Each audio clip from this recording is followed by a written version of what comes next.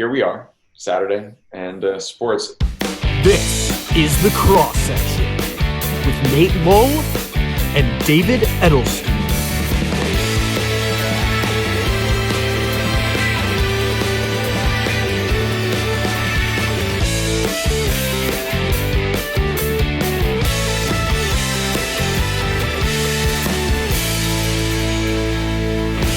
Nate, I like your shirt. I think we kind of coordinated the style for this occasion. Yeah, I got the memo. It's Mother's Day, so we wanted to dress up a little bit, and happy Mother's Day to all the moms out there. Probably the highlight of their day watching the cross section, I think. So I probably actually would have been wearing this shirt to a Mother's Day gathering. My family usually likes to meet up. My aunts and uncles, my parents, and all my cousins, we meet up for Mother's Day at a typical Mother's Day. And I probably would have been wearing this anyway, actually. Perfect. Perfect. Blue and orange matches everything I kind of have going on behind me. You know, in the media world, like holidays they're not always media friendly, I guess you could say. So, I mean, did you get a chance to call your family today or Zoom with them or anything? Yeah, I FaceTimed my mom and I was like, happy birthday. But so I'm the oldest child of me and my younger brother. So I do like to also joke around that today is First Son's Day. All right. I like to play it up that, like, because I was born, that made you mom. So I guess this is really, we're just mutually celebrating here. I like that. That's good. Do you have any siblings? I'm an only child, so no, it's just me, but we are doing some family stuff today. We did a big Zoom call last night with some extended family, and I do have some family that lives kind of down the street, so we will get to see some people in person today. So that'll be fun. That'll be fun. You're the oldest child and the youngest child and the middle child. Yep. I always say, they got it perfect the first time, so they could just stop, so. Yeah. Okay. Yeah. Just. Yeah, that's fine. There we go. Yeah. We had a Zoom call with my aunts and uncles last night. I don't know if my parents are doing anything today. Obviously, I called them and we'll speak with my mom and everything. But being social distanced and all of that. But it was cool. I don't know if otherwise. On a general weekend, if I would have been having a dinner like that with my aunts and uncles, just kind of all talking, because typically my dad likes to FaceTime me in or Zoom me into any gatherings with the family, but it's always hard for them to hear me because they're all in person. But now we all kind of we're in the same chat room here on video, so it was cool. Perfect. Yeah, happy Mother's Day to all the mothers. Also, this weekend I know that Syracuse University, this is their kind of graduation weekend. I'm sure for other colleges across the country, across even in the area here, that this is kind of around the time at least of their graduation. So I wanted to say congratulations to all of the seniors that are graduating and for everyone else who's moving up a year in their college education. This is probably a different but still significant time in their lives too. So a lot of people that were trying to have some fun with it on social media, Facebook, Instagram, still kind of dressing up, taking fun photos, and trying to celebrate it the best they could. So I like the good spirit that everyone had, despite not having the real deal ceremony and everything. Yeah, at least for right now. I see all the graduation photos throwing hats in the air and everything. Exactly. Yeah, but definitely, regardless, congratulations to them, because it's still, it might have even been more challenging with being online the past months. I don't know how I would have dealt with that, especially with, a lot of classes being in person and everything and needing to learn certain skills in person to be able to manage it online. Could have even been more challenging in a way. Yeah, a lot different than it was even a few months ago. So kudos to everybody for getting through it during these times.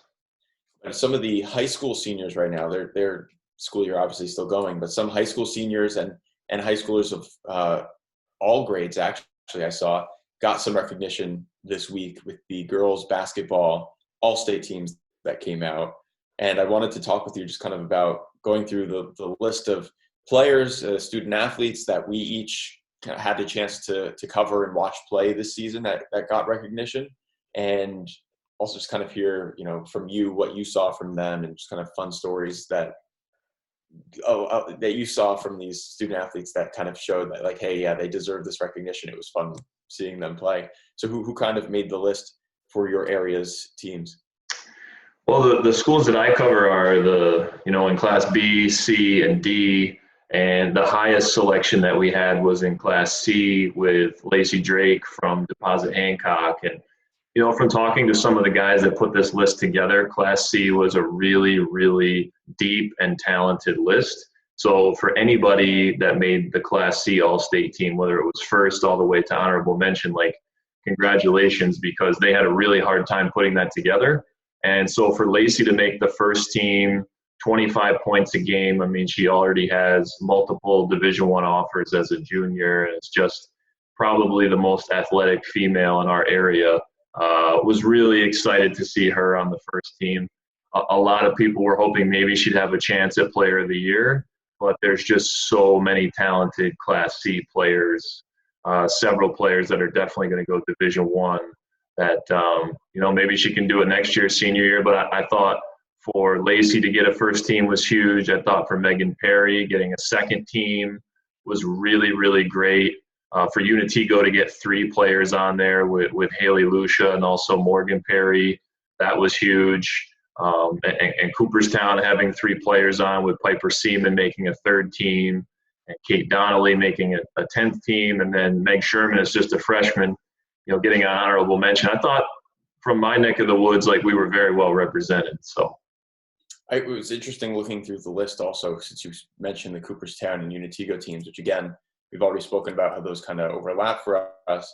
I was amazed to see how many individual players from the teams had gotten the recognition. Obviously, we knew the teams were good. They both won the sectionals. It reinforces how cool it would have been to see them play against each other, just because of how much talent there really was. And now the writers are officially showing just how much talent there was and would have been on the court at the same time. Because sometimes you have 1 or 2 players that kind of stand out, maybe one from each team on occasion, that really carry the team, and the rest of the players fill it out. But to just see how well so many players could have done at the same time on the same team, I think also there's kind of like the unwritten stat, the uncalculated stat of, I mean, maybe assists kind of would have helped out as a stat to show just how much they're sharing the ball. But that kind of element of working as a team that allows a team to be successful and win a championship, a sectional championship. But just to have so many individually successful players on the same team, and then in a game like that would have happened on the same court, would have been really cool to watch. I was excited too, because for some of those Cooperstown and Unitigo players, and then, in Class B, I had 2 girls from Norwich that got on there. Abby Flynn made a 2nd team. And some of those girls, they don't necessarily, they play on teams that are very balanced. They don't necessarily have the huge stat numbers. And sometimes with All-State, it comes down to being a numbers game. So I was glad to see the committee recognize some players up higher on teams that had done really well, and they recognized that those teams were really balanced, but how important those players still were. So that was really refreshing to me as well. Yeah, it's kind of sometimes a team, like I mentioned the Whitesboro boys team last week or the week before, and just how well balanced they were, that not a single player had scored in double digits exactly the entire season on average. But how important it is to show just how much certain players still did contribute to that, even though the stats weren't as high, because of how well the team was just working together. But as far as the girls list that just came out, I think I counted about 21 different players that had made the list from Class AA to Class D. We don't really – Rome is technically not in our coverage area, but it's like 20 minutes away, not even from here. So they definitely can get the antenna signal and all that, and they're nearby. And it's like you wouldn't ignore the town just because it's right there. And I got to go to one RFA girls game, and Amia McLeod made the 15th team for Class AA. And that team is one of the ones that sticks out to me as how well coordinated they were. When it was my first time, I only got to go to one of their games this year, mainly because they're not technically one of our teams that we cover. But I went there and I saw just how well they were set up in passing the ball. And I think they went pretty far into sectionals, if I'm not mistaken. I'll check on that in a moment. But to have Ami McLeod at like every other play was making 3-point shots, was up to the basket, fast breaks. So that was definitely noticeable, even in that one game being there, that she was kind of a dominant force on the court. And then in Class A, it was no surprise that New Hartford sophomore Kai Henderson made the second team. It was no surprise that she made the list and was very high up on it. And to make a second team as a sophomore, she's already New Hartford's all-time leading scorer as a sophomore. She's incredible player. I'm sure you've probably, she's probably heard of her down in Section 4 also, even though she's not playing those teams very often. But I mean, she was averaging 25 points a game this year. She was making baskets from all over the place. There's one game that specifically stands out to me where New Hartford and I believe it might have been, I forget who it was. I'm not going to try to take a guess, but it was one team that they were playing against, and they were kind of neck and neck the whole time. And then they got to the third quarter, and Kaya Henderson scored 20 points in a row herself. It wasn't just like, and it was New Hartford went on a 20-0 run, and all 20 points were Kaya Henderson. So I remember that because my highlights for that show were, here's the 3-point shot, then here's her drive to the basket, then here's like a backward layup, then here's a regular layup, then here's a jumper, then here's a fadeaway jumper, then here's like the juke. And it was literally right after each other. It was just like, okay, now New Hartford's winning by 20 points, literally single-handedly, because of New Hartford. Because of Kaya Henderson and, of course, New Hartford's defense. But what impressed me even more about her, even though she says she's the quiet leader, did a story on her and she's like, yeah, I'm pretty quiet, but trying to step into this new role as a sophomore, but how much she supports her team and how much her team told me she supports them. Even the seniors and the juniors who are older than her on the team were saying that, they kind of look up to her because of the way that she treats her teammates. And sometimes you get a player who stands out again because of the stats, but I think it seems that she's one of those players who's not doing well, or maybe even better, because of how well her team trusts her and knows that she's not hogging the ball to do so well, but they're working together, and she knows how to pass the ball to them too and set them up, which was obviously evident throughout the season as well.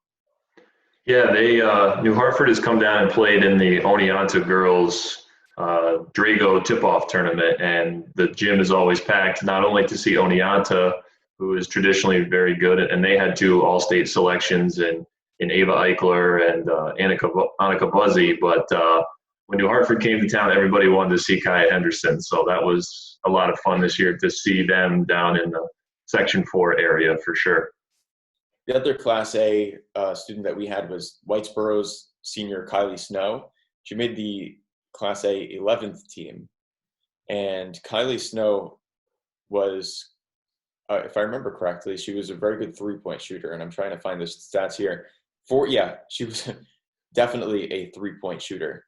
41 3-pointers this season from the stats that are online here. The rest of her team is logged as having a combined 19, 20, 21, 22, 23, 24, 28. The rest of her team combined has a combined 28 3-point shots made this year, and she has 41.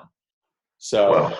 That was an interesting thing. And it was both New Hartford and Whitesboro made it to the semifinals of the sectionals, but both lost there. She led her team in points. Kylie Snow, 337. It was about 16 per game. But the 3-pointers, her threat beyond the arc really set her up for a different kind of success than the other players were really able to handle against her, just because she got the ball, and it would be far too, like not just on the line that she was making them. This is Oneida. I was going to say, I thought it popped up saying Oneonta for a second, but Oneida also in Class B had Sydney Lusher, who's very tall, which obviously helps in basketball. But she was, I mean, we covered one of the Oneida sectional games, and Oneida was the top seed in 5A secondary, and Sydney Lusher was all over the court, taking 3-pointers and everything too. So her height was obviously great under the basket, but still good from beyond the arc. And others that I'm looking at on this list, we'll kind of just touch on here. Adirondack senior Belle Cramble made the Class B girls All-State 5th team. She had her 1,000th point this year. And then Holland Patton senior Hayden Roberts, I was there covering her 1,000th point. She made the Class B 12th team. We have others like VVS junior Morgan Brewer made the Class B honorable mention. And then we get to Cooperstown in Class C. Piper Seaman made the 3rd team, like you mentioned. Inatigo's Haley Lucia made the 7th team. Dolgeville senior Hannah Stack. I didn't really get to cover Dolgeville too much this year in person, just because Dolgeville is a ways away. And I'm not sure if I even got to a game when they were close by, which again, I wish I did. But Hannah Stack was a name that every time I would mention kind of a rundown of what had happened, just in a quick graphic, her name was always in there. And she made the 8th team for Class C. West Canada Valley's senior Caroline Tobin made the Class C 10th team. I did a story on her and her team, and how she was telling me how she was proud that her whole team had stepped up. West Canada Valley is going to be a very young team going forward, and I think Tobin's contribution from what I watched and when I got a chance to speak with her and her teammates this year is more than just how good of a scorer she was, because West Canada Valley had between 5 and 7 different top scorers throughout the season. It was not always Caroline Tobin being the top scorer. It was a different person stepping up in different ways, which is going to be interesting for West Canada going forward. And Tobin said, and her teammates said, that she had a big contribution to forming that for the West Canada's future. Waterville's Janelle Cleary made honorable mention for Class C. Got a chance to watch her. Also against Cooperstown was a game. Megan Showerman, you mentioned, from Cooperstown, for honorable mention. Little Falls is sophomore Olivia Lindsay. She was also a soccer player for Little Falls. So they talked about their speed for the Little Falls team and how they were really young this year. So they made it to sectionals, and they lost to Cooperstown. It was in the quarterfinals or the semifinals, one or the other. Yeah. But I mean, they put up a fight. It was a 3-point game, and Olivia Lindsay was a speedy part of that speed. Do you have anything about Cherry Valley Springfield freshman Jolene Lusk? Because I saw she made the Class D All-State 6th team, and Cherry Valley Springfield's one of the Section 4 teams that I cover, but never got to see play. Yeah, very, very talented freshman, probably 6 foot tall, 6'1" maybe even. And they were a team that has some real strong young players, made a nice run, made their league championship game, made a deep sectional run. So I was glad to see her get on there. Again, Cherry Valley was a team that had a lot of balance. You were never really sure where the scoring was going to go, but Jolene had a bunch of games, especially towards the end of the season, where she was having a lot of double-doubles. And so I was really glad to see her on there. I was hoping maybe for 1 or 2 others from Cherry Valley, just based on the success that they had. But that was a really nice nod for a freshman to make the 6th team. I was going to say, Cherry Valley Springfield was ranked all year and had success as a team. And we already mentioned what it is for a successful team to have a player that really contributes to that. But I mean, just as a freshman, what did you see from her and the chances you got to see her play as a freshman to make the state 6th team? That's got to be, 1, pretty amazing, 2, maybe not unexpected in the sense that, oh, like, wow, where'd they come from? But for other teams to say, hey, you're not watching out for a freshman in maybe their 1st or 2nd year on the team to be that good. Yeah, I mean, I know she's put in a lot of time in the off season on her game, and I think she realizes, from what I've gathered from talking to her coaches and also the people that she works with in the off season, that she's been blessed with a lot of physical talents and has that size. So she's really concentrated on working on her footwork and making good post moves, and that's the things that I noticed the most about her, is that she just had a nice crispness to her game for being such a young player. And down here, we're more used to seeing players come up early, especially at the D level, because of our enrollment numbers. Mm-hmm. So a lot of schools at the D level down here, if you have a good athlete, they're going to pull you up 8th, 9th grade, if not earlier. We've seen a lot of 7th graders over the years come up and have an impact. But, she's one of those ones that is probably going to be special down the road, and Cherry Valley has some good talent. Tri-Valley the next couple of years is going to be a lot of fun. There's some teams that are going to really battle, but Jolene's going to be right there in the thick of it for sure. So that was pretty cool, and I knew that you'd have some insight on that to see. I also see that at Edmiston Senior, Madison Bolton made the Class D6 team also with freshman Jolene Lusk. So what about her? What's a little bit of background? Yeah, I mean, Madison hit the 1,000 point mark this year. Just a great player, great 3-sport athlete, very good soccer player. Is probably looking to play college soccer when she makes her decision. Great outside shooter. Yeah, one of those players you couldn't leave open. She could get to the basket if you gave her a little bit of room. She could step back and hit some big time shots. And it was just a pleasure watching her. And she's just one of those players that you can tell loves the game, doesn't like to lose, fights hard no matter what the situation is. And I wish she would go on and play at the next level. I really do. I think there's some schools that would love to have her. In fact, one of those schools that I know was interested in her, I was talking to some college coaches this week, and they said, well, when you look at the C and D teams, like even if you get down into the 6th, 7th, 8th team, they're like, that'd be a pretty good college starting 5. I'd take any of those kids. So that was neat to hear from a college coach. The depth is pretty amazing. And, some people will look at the 6th team as, oh man, it's the 6th out of all of them. But it really is. Like I was telling you earlier, I think before we start recording, if I play against any of them, they'll beat me. It's fine. But speaking of colleges also, I should mention, I know that Belle Cranble from Adirondack, she's committed to Monmouth University in New Jersey. And I know that Kaya Henderson is getting Division I offers, including from Syracuse University. So that will be interesting over time to see. But of course, she's still a sophomore right now, so there's no rush there. And it will be interesting to see, Kaya too is now that she's broken the new Hartford single season. I mean, not single season. Well, she's definitely broken a lot of single season records also, sure. Single game records too, but she's broken the all-time scoring record for New Hartford.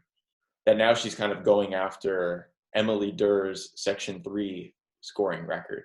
Right. Just interesting because I believe that she said that Emily Durr was her role model or someone she looked up to. Right. And I mean, I've heard a lot of people, a lot of student athletes in Section 3 say that. So, it's going to be interesting to see how she eventually kind of gets closer and closer there junior year and senior year.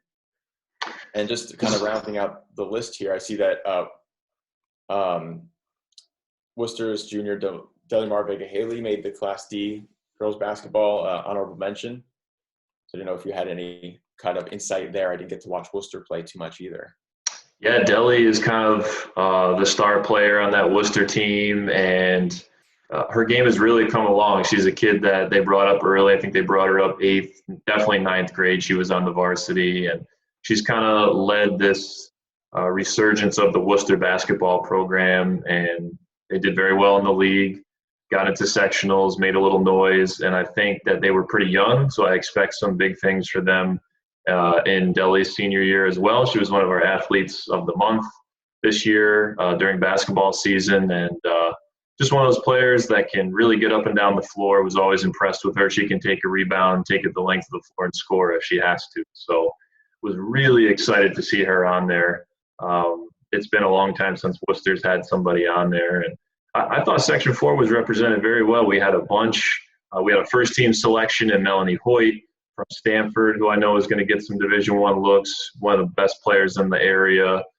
Kayla Campbell made a second team from Franklin. They won their league. Aislinn Brunson from South Portwright made a second team. Olivia Brunner, also from Downsville, made a second team. So I was really thrilled with what we got from our area in Section 4 on the Class D list. And I know it really made some of those coaches' days to see their kids get some recognition. That was fun. Yeah, just all of them in general. it's almost a different kind of difficulty to make the list that you're kind of mentioning from Class D, where there's so many good students, or they're the smaller schools, so how much attention are they getting in certain areas? And then the difficulty from a bigger school is that there are just so many more players and Right. schools and things like that. So on all levels, it's amazing that they've been able to get that recognition. I think I didn't forget to mention, I just had them out of order here on my Class B list. Two from Oneonta. I saw junior Anika Buzzy and junior Ava Eichler, respectively. They made the 9th and the 6th teams.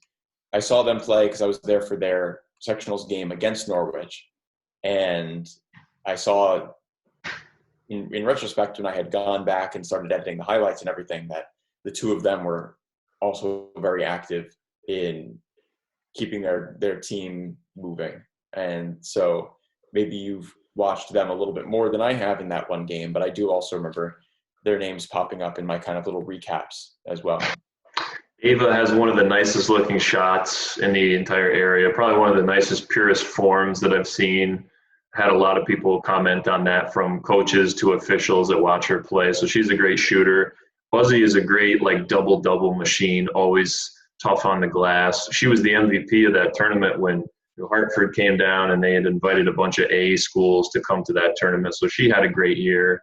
And those Oneonta-Norwich rivalries were great. We had Abby Flynn on the second team and a sophomore, Margaret Dewar, on, I think she was, 14th team. So that was nice for Oneonta and Norwich to get some love in Class B, especially for Norwich winning Section 4 in Class B. I was hoping maybe they'd get a little bit more on there, but they're one of those balanced teams where everybody was kind of in that 8, 9, 10, 11 point range. It was neat to see. It's nice to see how many, obviously the seniors getting the recognition and working toward that throughout their careers, but how many non-seniors there are on this list, and younger players. Because as we mentioned when we discussed the boys lists, these student athletes will be back, and it will be interesting to see how well they could keep this momentum going, and that they'll still be around to get even better from there. And I think that's one of the cool things about sports, is we get to, both on a team level and a personal recognition level, we get to see people do well and then come back and still try and do even better, and then have that kind of drive and everything. One last one that I wanted to mention was kind of somebody that we don't normally cover. She's in Section 3, but Tessa Cole from Sherburne-Earlville. I feel like they're kind of in this weird media area where they don't get a lot of love, but Tessa went over 1,000 points this year, had a phenomenal year, 460 some odd points, and just really works hard on her game. Basketball's her love. Got to see her play a bunch when they played some local teams here, and so I just wanted to mention her making a 3rd team for Sherburne-Earlville. That was a great job for her. Great job, Tessa. Yeah, I saw her play against, it was either Frankfurt Schuyler or Clinton. I'm remembering what the gym looked like, but it was those two kind of look the same with their coloring in my memory, my mind's eye here. So it was against one of them nearby. I was able to see, and I was there specifically. I don't usually go to too many games where only one team is really in the media market, just because there's so many other games going on where there are two. So it's kind of getting two at once. But I did get a chance to see Sherburne-Earlville play. And then I also saw Sherburne-Earlville play against Adirondack, but I wasn't there. I had the video sent to me because that's the game where Belle Cranbowl scored her 1,000th point. Okay. And so her family sent me some video of that. And it's interesting because when I was covering Hayden Roberts scoring the 1,000th point, it was at home. She made the 1,000th point. They immediately called the timeout, had a whole ceremony on the court and everything. Parents came out. But when Belle Cranbowl scored her 1,000th point, it was at Sherburne-Earlville, and they just kept playing. So I got the video of it, but it's funny because this dichotomy of, you see the one where it's like you're at home and everyone's ready, and then you see this, and it was still just as big of a moment. They still did a celebration eventually at the end of the game. But you see her score a 1,000th point, just like any other point, and just keep going and just get back on defense. So it was a very different kind of experience to see both of those. But I did see Sherburne-Earlville play, and she definitely had a big impact. It was obvious watching her around the court. I think she was player, like some kind of other recognition midway through the season too, that also stood out. Yeah, I think she was their conference player of the year there in Center State for whatever. I think they're in Division II or one of those. Can't remember, but yeah, she had a really nice year. It showed just kind of the trajectory. But unfortunately, switching gears, we say, everyone will have a chance to come back, and these younger players have the chance to come back and do even better next year. I know that we mentioned for baseball seniors, both in college and in high school, that a lot of them had said to me that I've been speaking with them that they wanted to come back and they were working for their senior year, and a lot of these spring sports have been canceled. And just this past week, on the college level, the Perfect Game Collegiate Baseball League canceled their season. And so that includes teams like the Oneonta Outlaws, that includes the Utica Blue Sox, Adirondack Trailblazers, and Mohawk Valley Diamond Dogs, just kind of this central New York area of the league. And, I was talking to the owner and general manager of the Blue Sox, George Deek, and also the assistant general manager of the Blue Sox, Cooper Deck. I got a chance to speak with both of them after the decision had been made to cancel the season. It was released. And what Cooper had said to me was, along with providing quality baseball, collegiate baseball for the area to see and come watch to and enjoy games, our number one priority is to give these college students, athletes, a chance to be in front of scouts, people that they've worked their whole lives for, he said, to be in front of and play in front of. And it was unfortunate and upsetting to him that they had to cancel the season. And it's just we've already kind of mentioned this whole story of everyone working for the senior season and being cut off. How's it going to affect them?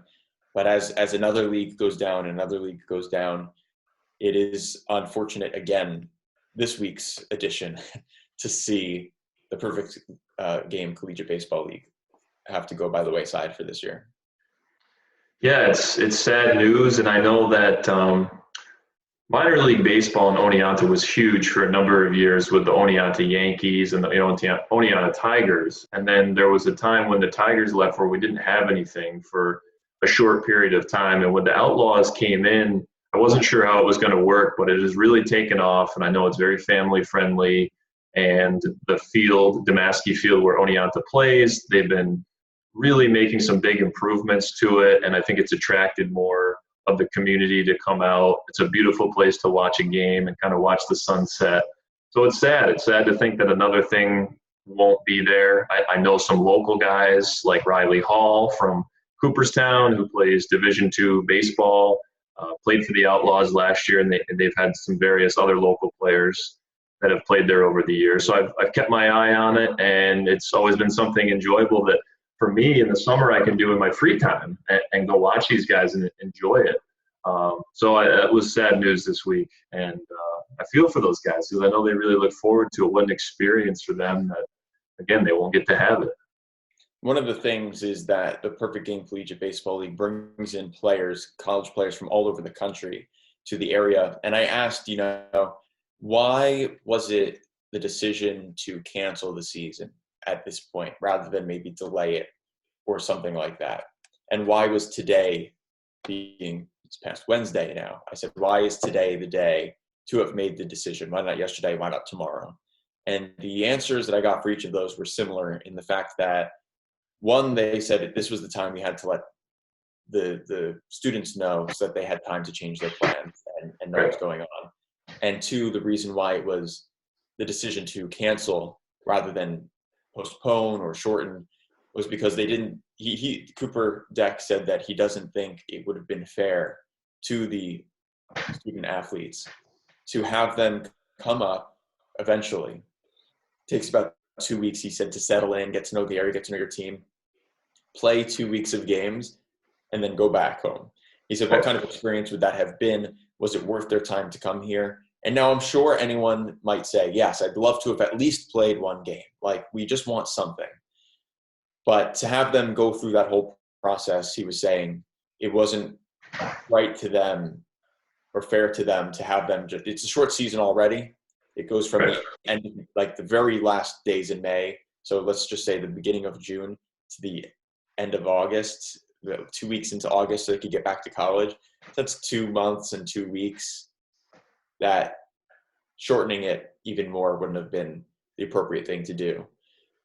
And the other side of that, for the Blue Sox at least, I've been focusing a lot on the Utica Blue Sox, not only because they're literally the closest team here in Utica, but also because Hall of Fame class of 2020 baseball player Larry Walker started his career at Murnane Field at Donovan Stadium for a team called the Utica Blue Sox of the New York Penn League at the time in 1985.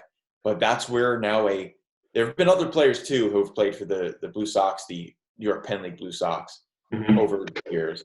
But to have a Hall of Fame baseball player this year have started his career and he jokes around about how he didn't even know how to run the bases.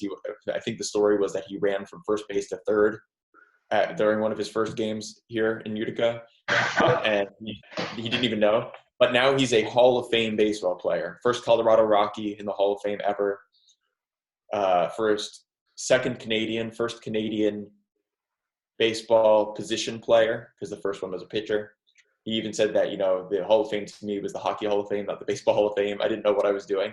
But to have a guy who played on this field, literally 2 blocks away from where I sit right now, and for players this year, the high schoolers like from Utica Proctor, they play at their home games there, but also the collegiate teams to play where a Hall of Fame baseball player this year, that's what they, maybe they're not saying I want to be in the Hall of Fame. That would be great, but they want to make it to the majors and have a successful career.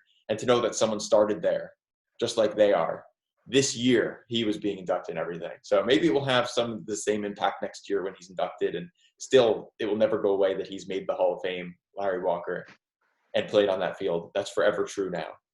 But kind of the stories coming together, we were trying to see whether Walker would maybe come down to a game. They wanted him to throw out a first pitch, they said, and come back to where it all started. So that kind of is also put to the side for now.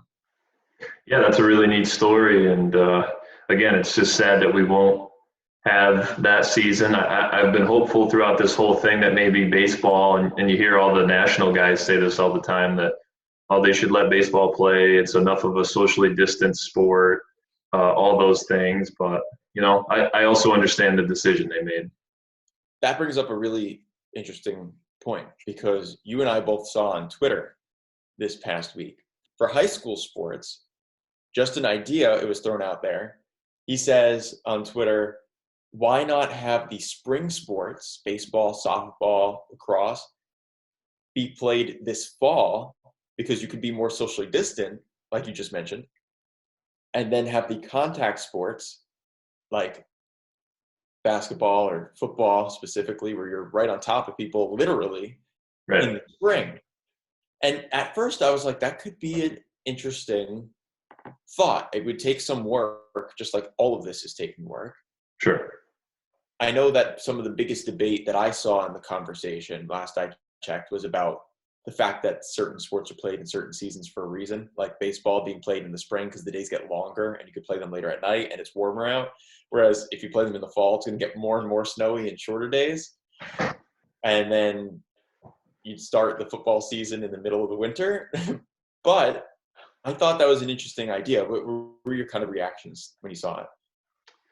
Yeah, I love that people are being creative, and I know a lot of the guys that were in that conversation very well from my travels down here, and I appreciate that they are trying to think outside the box, because if that is the only way that we're going to get something done and get some sports back on here, because the discussion about fall sports is starting to get pretty serious here with the state forming a committee to talk about it and everything. Like, I'm all for looking into it. Do I think it could happen? I don't know. I don't know if New York is, I don't even know how I want to say it. Are they going to make a change that fast and kind of change what has always been? I don't know. I can't see us making that change. I would hope that if it came down to something like that, maybe we could look into something like that and try to make it happen. I don't foresee it happening, but I like the idea of just thinking outside the box. I don't know logistically if they could make it happen or not, unfortunately. Well, I like to be an optimist too. We're not saying that that's the best option, but it is an option. Right. And while you're saying, there will it happen, but on the positive side, they've got a lot of time to think about it right now. Right. There's absolutely nothing happening until then. Right. So in the sports world, I mean, so there's a chance, and could they coordinate it? I mean, again, it comes down to the state championships, and then what if some sections did it one way and others didn't? Exactly. Yeah. You can't play. So, but at the end of the day, it's about safety, and I think that it's a legitimate option. I like the idea of spitballing and seeing what sticks. The whole idea of you spitball in the ceiling and see which ones stick, which ideas are sticking. It could be. It's an interest. It seems so simple. Flip the seasons, but it will take some work. But today's May 10th. Fall sports don't start until September 4th ish. That's the football start. So it's possible. And also one of the, just a life lesson I know of, one of the inhibitors of growth is saying this is the way it's always been done. Exactly. Yeah. This is the time right now where nothing has ever been done like this before. Right.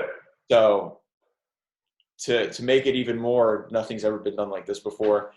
I'm kind of a why not person. And again, I'm not making those decisions. I'm not saying one's right or wrong, but like you said, I do like the idea of maybe it should be considered. And if it's possible, it could be a legitimate idea, because I think the idea there, and what was even mentioned in the comments on Twitter, was the worst thing that could happen is that you have to cancel the winter sports because, not the winter, the fall, and maybe the winter, but the fall sports we're talking about here, because they're not socially distant enough, because it's a contact sport and the country at that point wouldn't be ready. So the idea is take the more socially distant ones and put them in the fall, because maybe you can make those happen if because it's more socially distant. And then when the country is maybe in a better spot a few months down the line in spring of 2021, right? We don't know, but potentially that then it would be okay to possibly. It's more likely that you'd be able to have a contact sport at that point rather than a few months earlier.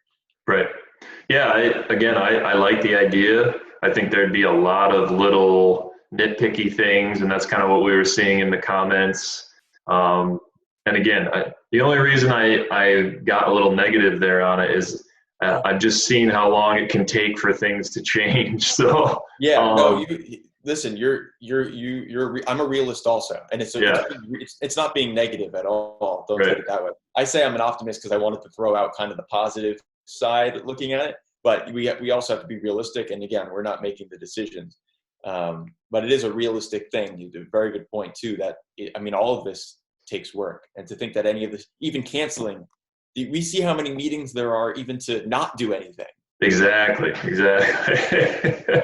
So, hey, we'll see what happens. I hope they use this time. Everyone says that there's always a lot of time, but we all know how fast summer goes. So I think I'm glad they're getting down to business now and trying to figure something out. Yeah. They say also another life, I'm throwing out the life lessons today. Another one that I've been hearing recently is the best way to get ahead is to start today. Start now. Very true. Very true. They're starting today, and they're giving themselves time to figure out whatever it is that will happen. It's so hard to predict what it's going to be down the line. We've seen things are changing on an hourly basis the past 2 months. So who knows? Yeah. And in fact, to change some gears, I know we had wanted to talk about another event down here in Norwich. The Norwich Gus Macker 3-on-3 basketball tournament in mid-July was canceled this week. This was going to be their 25th anniversary. I know they delayed as long as they could. And it's a national traveling basketball tournament for anyone who doesn't know. They go all over the country, and they have dates from May to October, depending on where they are. And they come to your city, they set it up on your main street, they pick it all up 2 days later, and they're gone. But it's great. It attracts 400 teams to the Norwich area. You're getting players from out of the state. You're getting players from all over the state. Syracuse, Albany, Utica, Rochester, Binghamton, all converging on Norwich. It's a huge economic thing. And, I posted it on Twitter this week and kind of thought, okay, it's another thing. And the reaction was really strong. I think it was maybe something that people were like, wow, everything else has gone down. Can we just please have this 3-on-3 basketball tournament? And I know the coordinators tried very hard at the YMCA in Norwich to keep it going, but it unfortunately got the cancellation this week.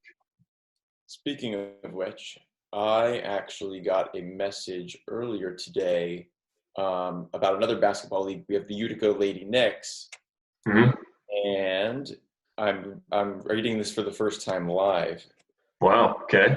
But I messaged asking, what's kind of the status there, because the American Legion baseball season was also canceled for this coming year. So that's also the high school baseball. Didn't specifically mention that yet.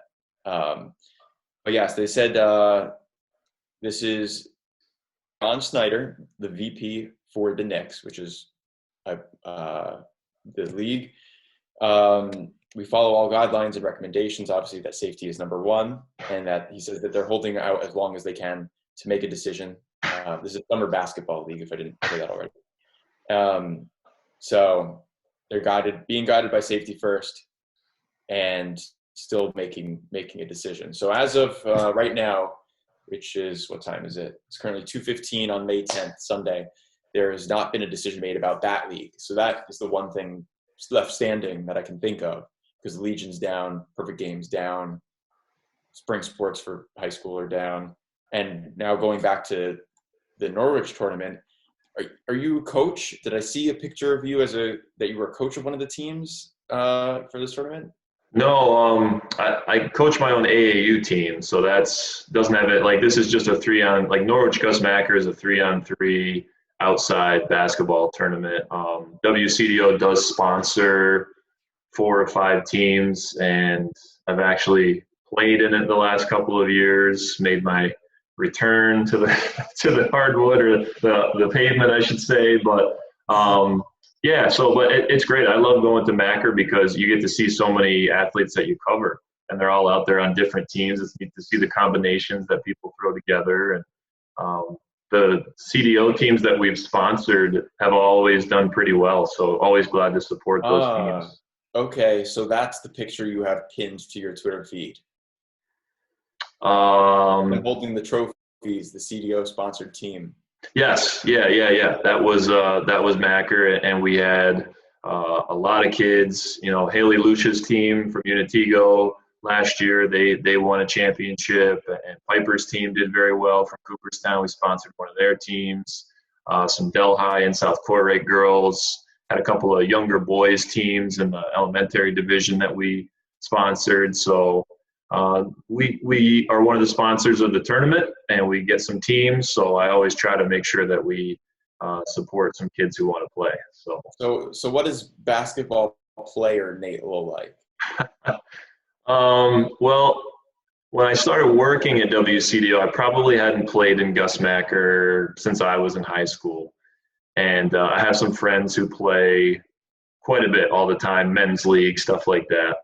And they said, "Oh, we heard you got the hookup. You got the free team, huh?" And I was like, "Oh God, here we go." And I said, "Yeah." And they said, "Let's do it." So it's myself and 3 guys that I went to high school with. But it's a variety of different ages. We have quite an age range on our team, and they have men's and women's, like college and adult courts. We don't play on the highest court by any means. They have a top men's court where like former D1 guys play and all of that. We're definitely not on that court, but we enjoy playing. It's been fun. I'm kind of your super sub. I come in, I try to get some rebounds, set some screens. It's your team and you're the sub? Well, the guys I have are very good. They're very good guys. Team captain is on the bench. What happened? Well, I try my best, and I am proud to say that we've done it for 4 years. And, we're always the bridesmaid, it seems. We've gotten second place 3 times, and we did win our division 1 time. So we've always done well. But it's a great time because the 4 of us get together, have a little barbecue, and it's just fun. Get to see those guys. And we have a group text where we go back and forth all year long, just busting on each other and making sure we're staying in shape. So, yeah. But I'm going to miss it. It's one of the things I always mark on the calendar for the summer. Yeah. How many days does it go on for? Is it a one-day event? Is it multiple days? Yeah, it's a Saturday and a Sunday. So you go the first day and you try to survive and get to the second day. It's a double elimination tournament. But again, there's probably like 30, 35 courts. So you can just walk probably a mile down the street and it's just game, game, game, game. I mean, you could just go. I see people that just go and bring a lawn chair and they'll say, oh, that looks like a good game. And they sit there, watch that. Oh, that looks like a good game. And they go watch that. Like, it's kind of a sports fan's dream. They got vendors selling food. It's a great event. I'm going to come to the next time you play, and I'm going to go on the sideline and I don't care about recording it. I'm just going to shout out, like, play by play. Here comes Nate Lull at the post, top of the key, that's the three. You know, just to have the live commentary for you, so that it's like someone can call play by play about your game. I've always been very thankful that the old man division, they kind of like put at the end of the street.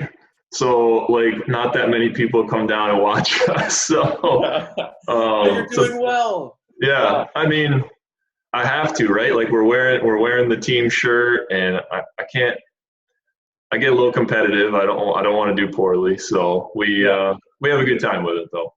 Yeah, but like again, I'll repeat again. I feel like I always trained myself back in high school and when I shoot hoops in college. I can nail like half court shots. Like from the line, is that even like allowed in this tournament? Like, I'll just nail half court shots. But if I get closer than that, it's like the percentage goes down. For whatever reason, if you give me the ball, like, I'm the guy you should put in when you need the point, like at the end of the game. I'll just throw it up there and probably make the half court shot. But I feel like anything as a sports go well at that. As a sports reporter, that's handy because it seems like whenever you go to a game and they're doing like that halftime, half-court shoot, like, you never know when you're going to get called out. So that might be a great skill to have for you. Yes. I hope I don't get called out for that. But, but the half-court shots, it's funny because any shot that I make kind of doesn't make sense. It's like, what? But then when I have like an open look, it just won't go in. So that's why I didn't play basketball. I was more of the tennis, badminton, and my fourth grade baseball. Back in the day. So, but you're the coach. You said you're the coach of an AAU team. So it's interesting because you kind of, I mean, you're not a high school varsity coach, not a college coach, or anything like that. But coaching a team is a very different experience than obviously covering the game and obviously playing it. So, what are some of the kind of lessons that you try and teach your AAU teams to be successful? Well, I use the term coach very loosely because I'll give you the little backstory on it. The first year I had my job at WCDO, I had a group of senior girls approach me and say, hey, we're going on to play college basketball, but we've aged out of all the AAU clubs in the area. They only go through your 11th grade year. But there were tournaments that would take senior teams, but they needed a coach. And I think I had, sucker written across my forehead. And I said, I'm not a coach, but I don't want to not give you guys this opportunity.